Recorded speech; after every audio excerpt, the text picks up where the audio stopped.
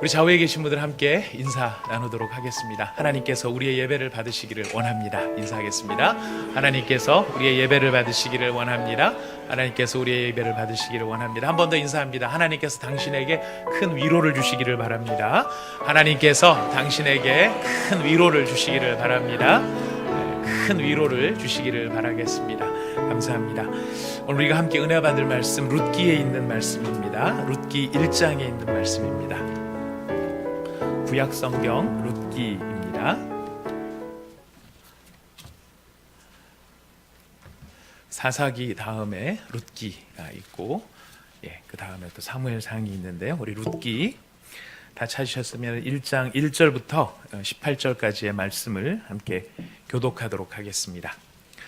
본문이 조금 깁니다만은 저희가 전체 이야기를 쭉 들으면서 또 이야기 가운데 들려지는 은혜를 저희가 사모하면서 함께 교독하도록 하겠습니다. 저희가 함께 교독하는 이 말씀은 지금도 살아계신 하나님의 말씀입니다. 사사들이 치리하던 때에 그 땅에 흉년이 드니라. 유대아 베들레헴에 한 사람이 그의 아내와 두 아들을 데리고 모압 지방에 가서 거류하였는데 그 사람의 이름은 엘리멜렉이요 그의 아내의 이름은 나오미요 그의 두 아들의 이름은 말론과 기럐이니 유다 베들레헴 에브랏 사람들이더라. 그들이 모압 지방에 들어가서 거기 살더니 나오미의 남편 엘리멜렉이 죽고 나오미와 그의 두 아들이 남았으며 그들은 모압 여자 중에서 그들의 아내를 맞이하였는데 하나의 이름은 오르바요 하나의 이름은 룻이더라. 그들이 거기에 거주한 지 10년쯤에 말론과 기럐 두 사람이 다 죽고 그 여인은 두 아들과 남편의 뒤에 남았더라. 그 여인이 모압 지방에서 여호와께서 자기 백성을 돌보시사 그들에게 양식을 주셨다 함을 듣고 이에 두 며느리와 함께 일어나 모압 지방에서 돌아오려 하여 있던 곳에서 나오고 두 며느리도 그와 함께하여 유다 땅으로 돌아오려고 길을 가다가 나오미가 두 며느리에게 이르되 너희는 각기 너희 어머니의 집으로 돌아가라.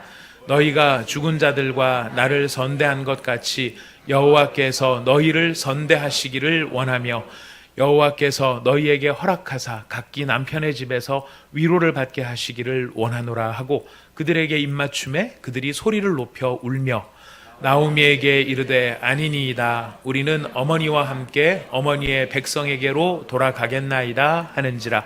나오미가 이르되 내 딸들아 돌아가라. 너희가 어찌 나와 함께 가려느냐. 내 태중에 너희의 남편 될 아들들이 아직 있느냐.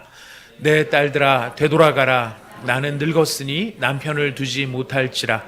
가량 내가 소망이 있다 할 말한 오늘 밤에 남편을 두어 아들들을 낳는다 하더라도 너희가 어찌 그들이 자라기를 기다리겠으며 어찌 남편 없이 지내겠다고 결심하겠느냐. 내 딸들아 그렇지 아니하니라. 여호와의 손이 나를 치셨으므로 나는 너희로 말미암아 더욱 마음이 아프도다 하매 그들이 소리를 높여 다시 울더니 오르바는 그의 시어머니에게 입맞추되 룻은 그를 붙쫓았더라. 나오미가 또 이르되 보라 내 동서는 그의 백성과 그의 신들에게로 돌아가나니 너도 너의 동서를 따라 돌아가라 하니 룻이 이르되 내가 어머니를 따르지 말고 돌아가라 강권하지 마옵소서. 어머니께서 가시는 곳에 나도 가고 어머니께서 머무시는 곳에서 나도 머물겠나이다. 어머니의 백성이 나의 백성이 되고 어머님의 하나님이 나의 하나님이 되시리니 어머니께서 죽으시는 곳에서 나도 죽어 거기 묻힐 것이라. 만일 내가 죽는 일 외에 어머니를 떠나면 여호와께서 내게 벌을 내리시고 더 내리시기를 원하나이다 하는지라. 나오미가 룻이 자기와 함께 가기로 굳게 결심함을 보고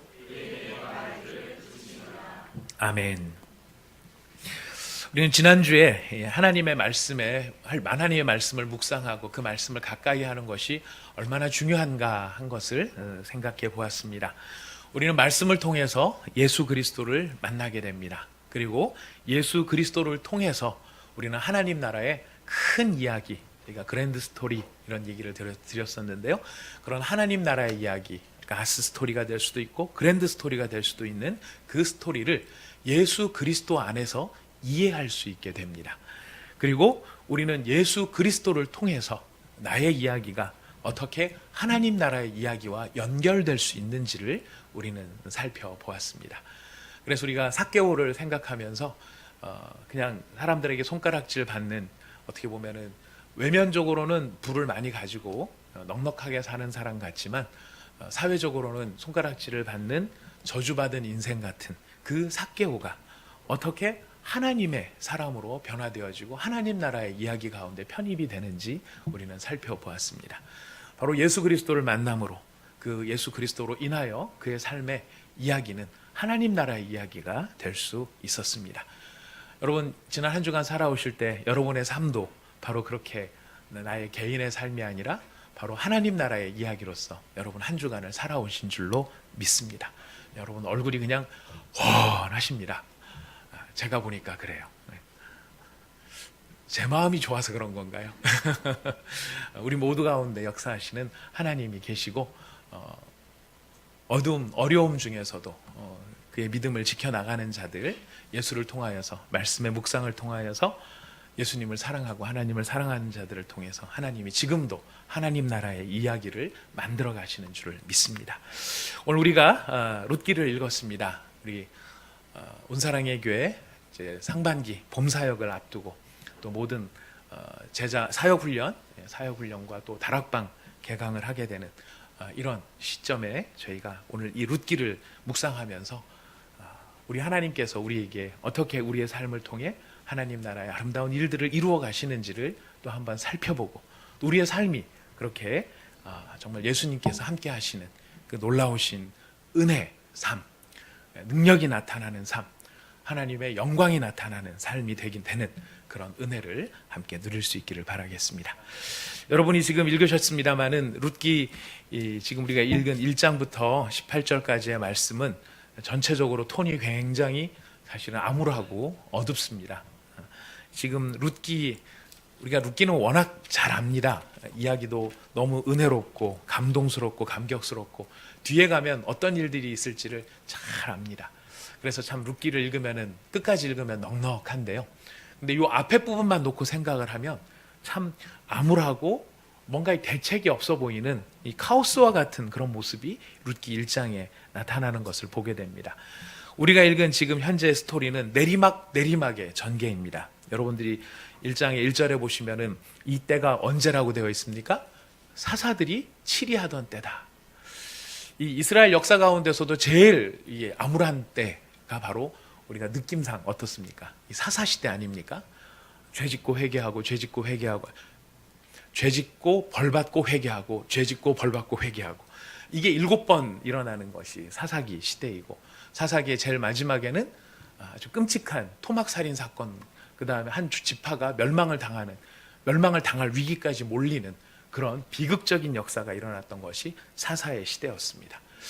자, 이 사사 시대 자체가 어두운 시대인데, 이 어두운 시대에 뭐가 들었다고 돼 있죠? 그 땅에 흉년이 들었어요.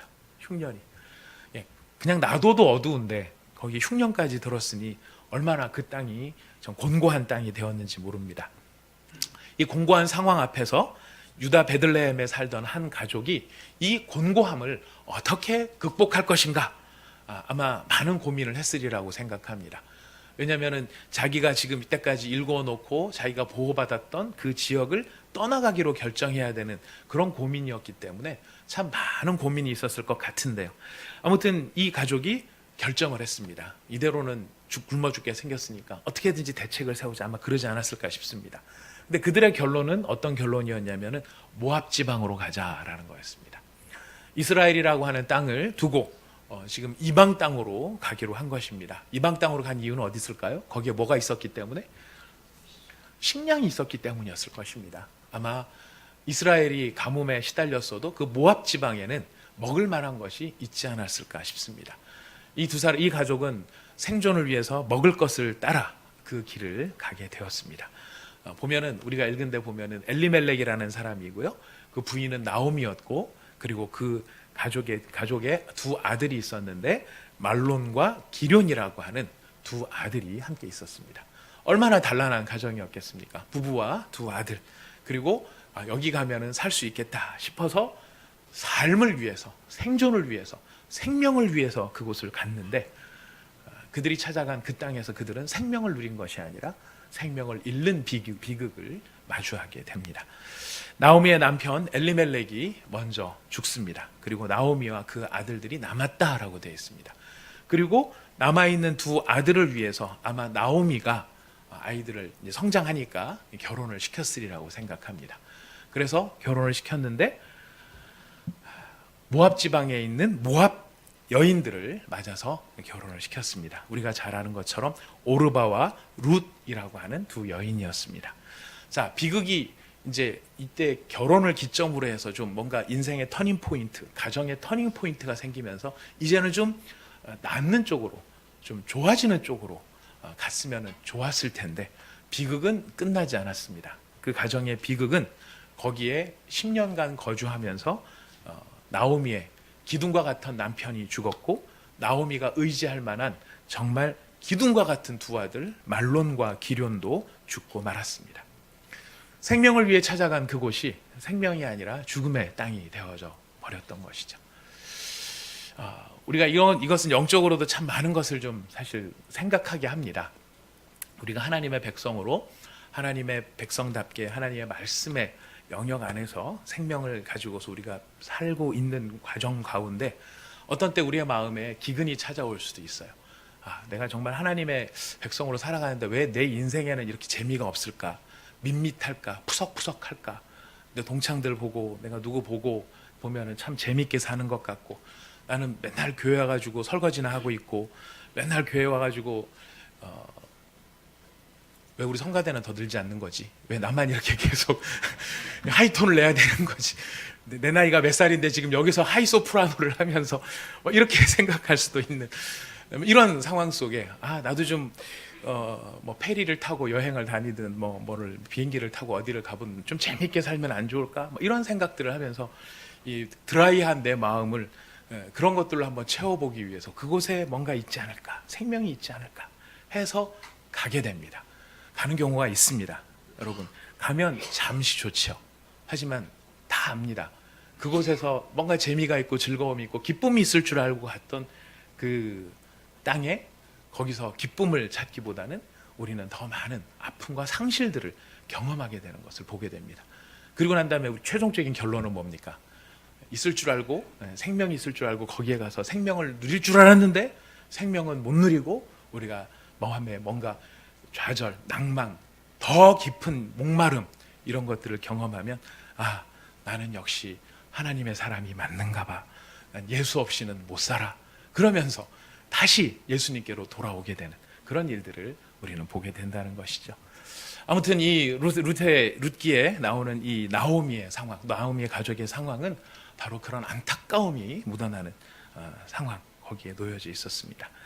나오미는 살기 위한 소망을 가지고 그 땅으로 내려갔지만 나오미가 처한 모든 상황은 세상을 살아갈 소망이 사라져버린 상태, 그것이 바로 지금 우리가 읽은 본문의 상황이었습니다.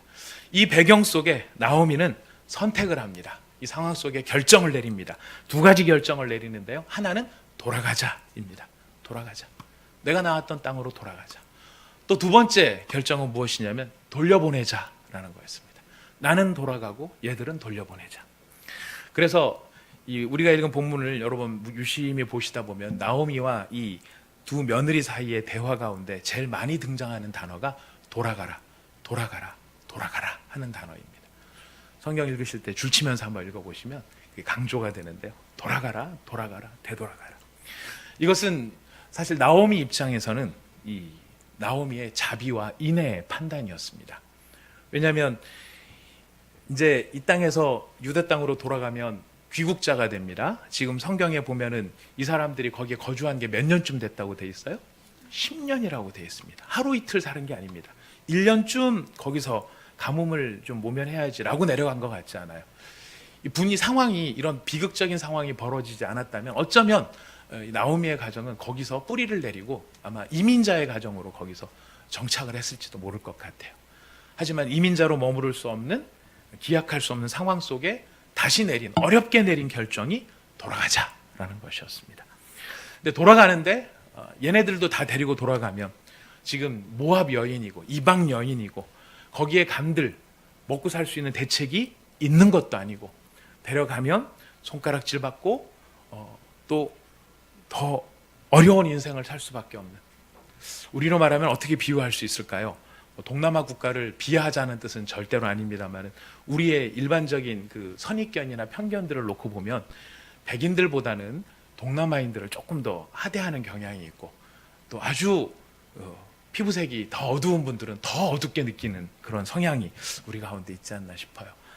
우리가 어디를 갔는데 뭐 이렇게 라오스나 캄보디아에서 가서 잠깐 좀 쉬다가 오려고 갔는데 거기서 남편 죽고 아들 둘 죽고 캄보디아 여자 며느리 둘을 데리고 대한민국으로 다시 돌아온다? 이거 절대 쉬운 일은 아닐 거라고 생각이 듭니다. 바로 이런 상황 속에서 나오미가 베풀 수 있는 자비와 인애는 무엇이냐면 돌아가라는 거였습니다. 그게 너희를 위한 나의 최후의 자비고 나의 인애합니다. 사실 나오미 입장에서는 며느리가 있는 게 좋을까요? 없는 게 좋을까요? 그렇죠. 네, 제가 봤을 때도 있는 게 훨씬 나을 것 같습니다. 도둑질을 시켜도 내가 하는 것보다 며느리들을 시키는 게 훨씬 뭔가 좀 낫지 않겠습니까? 네. 법적 관계가 있지만 자기가 책임을 져줄 수 있는 그런 상황이 아닌 이런 상황에서 며느리들을 사실 데리고 가면 부려먹을 수도 있고 시켜먹을 수도 있겠지만, 그리고 젊은 너희들이 젊잖냐? 젊은 너희들이 나를 좀 책임을 져라. 국어를 하더라도 네가 국어를 해서 나를 좀 먹여 살려라. 이럴 수도 있었겠지만 지금 나오미는 그런 선택을 과감하게 내려놓았던 것입니다. 이건 나오미의 내려놓음이었습니다. 젊은 두 며느리들의 장래를 생각해줘서 앞길을 열어주는 것이 나오미의 선택이었고 나오미의 내려놓음이었습니다. 자, 거기에 대해서 오르바는 그 어머니의 말, 시어머니의 말을 처음에는 노라고 했다가 다음 한 번 더 권면했을 때 알겠습니다 라고 하고 돌아가죠. 근데 룻은 어떻게 합니까? 룻은 한 번 나오미에게 아니다, 나오미가 그래도 또 되돌아가라 그랬을 때 나오미의 권고를 따르지 않고 나오미를 따라가게 됩니다. 이것은 룻의 선택이었습니다. 이 룻의 선택은 어떻게 보면 룻의 내려놓음이라고도 볼 수 있습니다. 아까 나오미의 선택은 되돌아가자, 돌려보내자 였다라고 한다 그러면 지금 룻의 선택은 나오미를 떠나지 않겠다는 것이 룻의 선택이었습니다. 나오미의 내려놓음은 두 며느리를 데리고 가면 내가 좀 더 편할 수 있을 텐데 나오미는 그 좀 더 편할 수 있을 그 일을 내려놓습니다. 그들의 미래를 위해서 내려놓습니다. 룻의 내려놓음은 어디에 있습니까? 자신이 나오미의 말을 따라서 가면 지금 이 비극적인 상황보다는 좀 더 나은 삶이 될 수 있다는 것은 누가 생각해도 가능성이 훨씬 높은 이야기인데 룻은 그것을 내려놓습니다. 룻이 얼마나 확고하게 이야기를 하는지 사실 이 성경에 보면 가장 아름다운 이야기의 한 대목, 제가 늘 설교할 때마다 성경에서 가장 아름다운 대목입니다. 가장 아름다운 대목입니다. 묵상할 때마다 어떤 대목을 보든지 진짜 아름다운 대목인 것 같아요. 근데 이 룻의 이야기가 특별히 아름다운 것은 룻이 시어머니를 향해서 하고 있는 이야기 때문에 더 그런 것 같습니다. 여러분 15절부터 17절까지 이 아름다운 룻의 이 단호한 고백 한번 같이 읽어보도록 하겠습니다. 시작. 나오미가 또 이르되 보라 내 동서는 그의 백성과 그의 신들에게로 돌아가나니 너도 너의 백성을 따라. 룻이 이르되 내게 어머니를 떠나며 어머니를 따르지 말고 돌아가라 강권하지 마옵소서. 어머니께서 가시는 곳에 나도 가고 어머니께서 머무시는 곳에서 나도 머물겠나이다. 어머니의 백성이 나의 백성이 되고 어머니의 하나님이 나의 하나님이 되시리니 어머니께서 죽으시는 곳에서 나도 죽어 거기 묻힐 것이라. 만일 내가 죽는 일 외에 어머니를 떠나면 여호와께서 내게 벌을 내리시고 더 내리시기를 원하나이다 하는지라. 어떻게 보면 배수진을 친 것 같아요. 내가 어머니 떠나면 여호와께서 내게 벌을 내리시기를 원합니다. 내가 벌 받을 각오, 벌을 안 받으면 어머니를 따를 수밖에 없다라고 할 만큼 어머니에게 자기 자신을 묶어놓는 룻을 보게 됩니다. 그 룻의 모습을 보고 나오미가 뭐라고 생각하느냐면은 룻이 자기와 함께 가기로 굳게 결심함을 보고 그에게 말하기를 그쳤다. 자, 룻의 최종적인 결정은 무엇입니까? 룻의 내려놓음. 룻이 자신의 미래를 다 포기하고 그 내려놓음의 핵심적인 단어가 무엇이냐면은 나오미와 함께 하겠다라는 거였습니다. 함께. 오늘 설교의 제목이기도 합니다. 함께. 오늘 우리는 이 나오미와 함께 있겠다는 룻의 이 단호함을 보면서 이 함께라고 하는 말을 저희는 생각해 보기를 원합니다. 함께 한다라는 말은 물리적으로 보면은 누군가와 같이 있다, 어떤 상황에서 같이 있다, 이게 함께 하다라는 말의 뜻일 것입니다.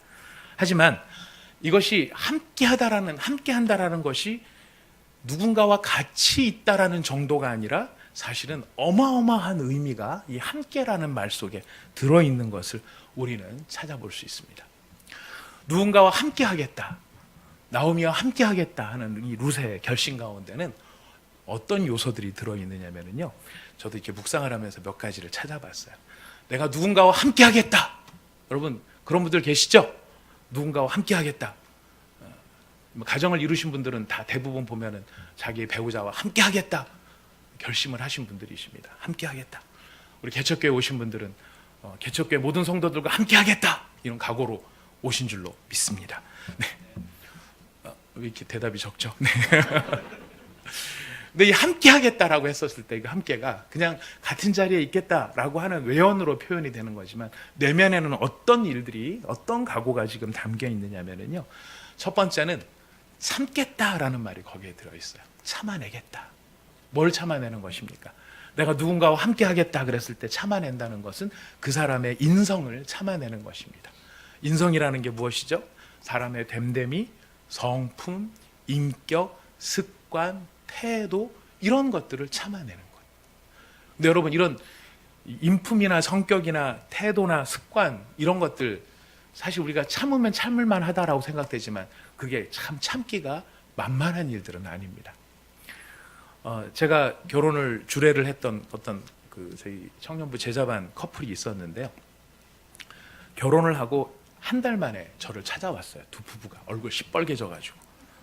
내용인 즉슨 헤어지겠다는 거예요. 그래서 제가, 자매는 제가 차마 그렇게 못하고 형제는 제가 멱살을 붙들고 네가 지금 장난하냐? 이러면서 제가 흥분을 한 적이 있었습니다. 아니, 결혼 주례한 지 한 달밖에 안 됐고 내가 분명히 성경책에 손 얹고 막 그렇게 기도까지 간절히 이것들이 눈물 흘리면서 기도했는데 한 달 만에 이혼을 하겠다고 찾아왔어요.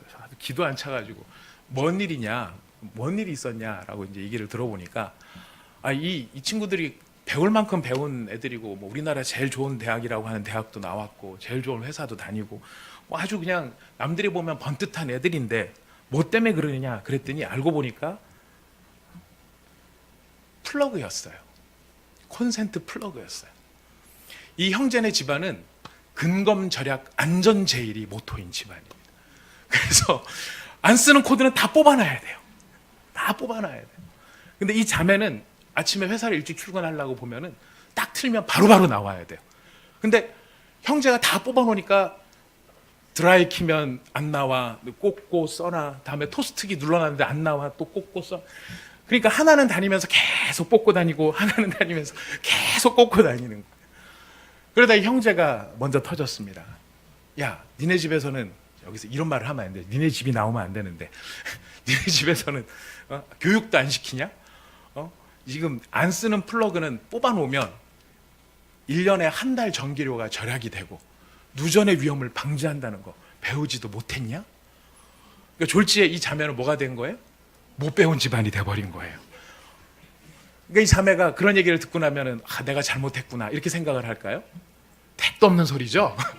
하루 종일 뭐라고 생각합니까? 이 인간을 어떤 말로 찔러 죽여야 되나, 이제 이 생각만을 계속 이제 연구를 한 거예요. 그 다음 날 보란 듯이 또 이 자매가 일부러 코드를 다 꼽아놓고 아침에 이제 형제 열받으라고, 형제가 떡딱 보니까 내가 어제 그렇게까지 얘기를 했는데 네가 내 말을 이렇게 어떻게 이렇게 무시할 수가 있냐, 그러면 다시 한번 화를 내는 상황이 됐어. 그랬더니 기다렸다는 듯이 그 자매가, 그래, 니네 집안은 한 달, 1년에 한 달 전기료 절약하는 그 돈 몇 푼 아까운 줄은 알면서도 내가 이게 아침에 얼마나 바쁜지를 네가 뻔히 아는데 여기서 코드에 불이 팍 안 들어왔을 때 내가 받는 정신적 스트레스는 돈으로 환산도 안 되는 거다. 이 멍청아. 이렇게 나가는 거야. 한 집안은 집안교육을 못 받은 집안이 되고, 하나는 그런 것도 모르는 멍청이가 되고, 그래서 둘이 이제 자존심을 가지고 2주일 동안 연락에 싸운 겁니다. 그래서 내린 결론이 우리는 못 살겠다. 이거였어요. 아직 미성숙한 거죠. 네. 그래서 저희 찾아와서 이제 그런 얘기를 하길래 이제 저희는 저희 부부가 또 어떻게 연락에 싸웠는지를 또 얘기를 하면서 막 또 이제 다 그런 거야. 이제 이렇게 또 막 설명을 해준 적이 있습니다. 누군가 함께 하겠다라는 말이 무슨 뜻이죠? 참겠다라는 것이에요. 거긴 그런 말이 담겨 있는 거예요. 무엇을? 나와 생각이 다르고 습관이 다르고 태도가 다른 그 사람을 내가 참겠습니다라는 말이 함께라는 말 속에 들어가요. 두 번째는 견딘다라는 의미가 들어 있습니다. 뭘 견디냐면 환경을 견디는 거예요. 지금 룻이 나오미를 따라가면 어떤 환경이 벌어질지 룻이 알고 갑니까? 모르고 갑니까? 모르고 가는 거예요. 모르는 환경인데 그 불확실한 미래를 어떻게 하겠다는 겁니까? 견디겠다라는 거예요. 자기가 견디겠습니다라는 의미가 담겨 있어요. 두 번째는 동일시하겠다. 세 번째는 동일시하겠다라는 말이 담겨 있어요. 동일시한다는 것은 무엇이냐면 나의 생각, 나의 목표, 나의 비전, 나의 꿈, 나의 바램, 나의 소망이 나와 함께하는 사람과 다를 수 있지만 그 다른, 나와 다른, 그 사람과 꿈이 다른 이것을 하나로 내가 당신의 꿈을 나의 꿈으로 동일시하겠다. 룻 같은 경우에는 어떤 것으로 고백이 되느냐면 어머니의 하나님이 나의 하나님이 되겠습니다 라고 고백하는 거거든요. 어머님의 하나님이 나의 하나님이 되겠습니다. 모압 여인이고 모압 신을 섬겼던 여자이지만 내가 어머니와 함께 한다는 그 순간 어머니의 하나님이 나의 하나님이 된 동일시의 모습이 나타납니다. 이것은 다른 말로 표현하면 포기하겠다라는 게 들어있죠. 내가 어머니를 선택함으로 어머니를 선택하지 않았으면 내가 누릴 수 있었던 모든 것들을, 모든 가능성을 포기하겠습니다 라고 하는 것이 지금 함께 하겠다라는 말 속에 들어있어요. 그리고 거기에는 어떤 의미가 더 들어있냐면 원망하지 않겠다라는 말도 들어있어요. 내가 어머니를 선택하고 어머니와 함께 하겠다라고 하는 그 결정 가운데는 어머니와 함께함으로 말미암아 벌어질 모든 결과에 대해서 그 결과에 대해 어머니께 원망하지 않겠습니다 라고 하는 그 고백이 어디에 담겨 있다고요? 함께라는 말 속에 담겨 있는 것입니다. 근데 함께라는 말 속에 담겨 있는 더 중요한 핵심적인 뜻이 있는데 그건 뭐냐면 기다린다라는 의미도 있어요. 기다린다. 뭘 기다리는가? 나오미 같은 경우에는 조금 덜 하겠지만 우리가 일반적으로 함께 하겠다는 말 속에는 뭐가 들어있냐면은 이 사람이 성장하고 자라나고 성숙해질 수 있을 때까지 기다리겠다라는 의미가 담겨 있습니다. 내가 누군가와 함께 하겠다 그랬을 때 그 사람이 물론 조건이 사람마다 다 다를 수 있겠지만 완벽하고 온전하고 이런 사람과 함께 하겠다라는 그런 순간도 있겠죠. 하지만 많은 경우에 우리가 누군가와 함께 하겠다라고 했었을 때는 당신이 지금 영적 수준이든 인격적 수준이든 부족함이 있고 미흡함이 있다 할지라도 나는 그것이 채워지도록 성숙해지도록 기다리겠다라는 의미가 그 함께라는 말 속에 포함되어 있는 것입니다. 여러분 이런 걸 따져보면 이 함께라는 말이 참 어마어마한 의미가 담겨 있다는 것을 우리는 보게 돼요. 이 성숙이라는 것이 왜 필요하냐면요 이런 거예요. 제가 97년도에 목사 안수를 받은 것 같습니다. 강도사 시절을 거치고 목사 안수를 딱 받는데 저는 어디서 받아요? 저기 창신교회 여기서 저기 옛날 이동숙 집사님 옛날 집 자리 그 옆에 창신교회가 있는데요. 거기에서 이제 저희 같은 노예라서 안수를 받았습니다. 근데 저는 참 기대가 컸어요. 이제 목사 안수를 받고 선서를 하고 다음에 목사님들께서 머리에 손을 얹어주시고 촥 기도를 해주시고 난 다음에 기도가 딱 끝나고 강도사 김은수 씨는 동서울로에 그때는 남서울로에 서울 남노회였네요. 서울 남노회 목사가 되었음을 선포합니다. 이러면은 제가 바울이 될 줄 알았어요. 제가 딱 안수를 받고 나면 제가 바울까지는 좀 어렵더라도 뭐 좀 달라질 줄 알았어요. 제 당황함은 어디에 있었냐면 틀림없이 안수 받고 아멘 아멘 막 간절함으로 딱 안수를 받고 일어났는데 달라진 게 하나도 없는 거예요. 달라진 게 하나도 없는 거예요. 무슨 이야기일까요? 직분을 받으면 없는 능력이 생길까요? 그렇지 않죠. 우리 여기 순장님들도 많이 계십니다만 순장 임명 딱 받을 때 순장 임명 받고 나시니까 없는 능력이 생기시던가요? 그렇지 않더라고요. 그렇지 않더라고요. 제가 저희 집사람이랑 어디 이렇게 길을 가다가 저희 집사람이 이제 강의를 이렇게 막 듣고 있는 걸 하나를 들었어요. 김미경 씨라고 아마 여러분 잘 아시죠? 그 김미경 씨 강의를 집사람이 틀고 가는데 거기에 그 한 대목이 저한테 확 귀에 들어오더라고요. 이분이 26살에 결혼을 했는데 26살에 결혼해서 아이를 딱 낳았는데 어제까지는 뱃속에 있던 애가 오늘 아기가 딱 돼서 나와서 그 순간 자기가 엄마가 돼버렸다는 거예요. 그 전까지는 잘 몰랐대요. 뱃속에 넣고 있을 때는. 근데 딱 애가 바깥에 나오는 순간 엄마가 됐다는 거예요. 근데 자기가 당황한 건 뭐냐면 자기가 졸지 엄마가 됐는데 어떻게 해야 될지를 모르겠더라는 거예요. 그래서 개를 애 잡듯이 개 잡듯이 닭 잡듯이 잡아가지고 첫째 애를 엄마로서 최선을 다한다고 열심히 노력을 했지만 자기가 둘째를 키울 상황이 딱 되다 보니까 내가 전혀 엄마가 될 준비가 하나도 안 돼 있는데 졸지에 엄마가 돼서 첫째를 마루타로 삼았구나. 첫째를 애를 갖다가 이 모양을 만들었구나. 이 생각이 자기한테 들더라는 거예요. 애를 낳았으니까 엄마는 됐는데 엄마가 됐다고 해서 그럼 엄마다운 엄마가 되느냐? 그거는 아니더라는 거예요. 무슨 이야기일까요? 우리한테는 어떤 상황이 우리 가운데 닥쳐오고 어떤 형편이 우리 가운데 딱 다가왔었을 때 그것으로 말미암아 내가 신분이 달라지고 직분이 달라지면 그런 능력이 나한테 확 생기면 좋은데 우리는 그렇지 못하더라는 것입니다. 목사가 목사로 안수받았고 순장님이 순장으로 임직을 받았고 권사님으로 임직을 받고 장로님으로 임직을 받고 엄마가 되고 아빠가 되고 그런 일들이 순식간에 벌어지지만 그렇게 됐다고 해서 그것에 걸맞는 능력이 생기고 거기에 걸맞는 사람이 되느냐? 그것은 별개의 문제더라. 뭐가 필요하죠? 시간이 필요하고 시간 안에서 경험이 필요하고 잘해준다고 잘해주는데 나는 나 혼자 잘해준 거죠. 상대편한테 섭섭함을 느끼는 건 뭡니까? 나는 쎄빠지게 잘해줬는데 상대편이 그거를 고마운 줄 모르는 거예요. 어떻게 인간이 저럴 수가 있어? 이 정도 내가 해줬으면 지가 고마운 줄 알아 인간이지라고 생각이 듭니다만은 그 사람 입장에서는 어떨까요? 고마운 일이 아니라 걸그적거리는 일이 됐을 수도 있고 피곤한 일이 됐을 수도 있는 거예요. 근데 그건 다 누구식 때문에 그래요? 내 방식 때문에 그런 거죠. 자라난다는 것은 무슨 뜻입니까? 이 사람이 자기의 방식을 내려놓고 나로서 이해해 줄 수 있고 바로 그것이 자라난 모습이 되는 것일 것입니다. 자, 그것을 이렇게 쪼은다고 닥달을 한다고 잔소리를 한다고 티박을 한다고 잔소리, 티박, 찐빠 뭐 이런 것들을 한다고 이 사람이 갑자기 능력이 생기는 게 아니거든요. 결국은 시행착오, 오랜 시간, 기다림 이런 것들이 필요해요. 자, 함께 하겠다는 말은 무슨 뜻이라고요? 그것을 기다리겠다는 것입니다. 그렇게 될 때까지 기다리겠다는 거예요. 지금 루시, 나오미를 따라가면서 제가 함께 하겠습니다. 이 말이 그냥 어머니 제가 그냥 쫓아갈게요. 이 뜻이 아니라는 것을 우리는 생각하게 되었습니다.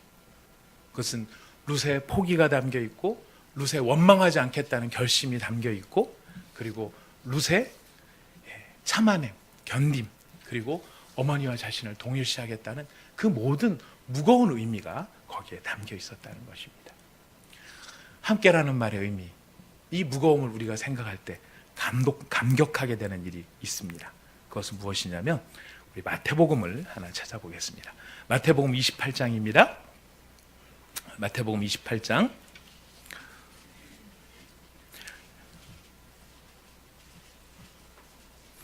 마태복음 28장 18절 말씀부터 20절 말씀까지입니다. 마태복음 28장 18절부터 20절까지의 말씀. 자, 다 찾으셨으면 우리 한 목소리로 같이 읽어보겠습니다. 마태복음입니다. 네, 시작.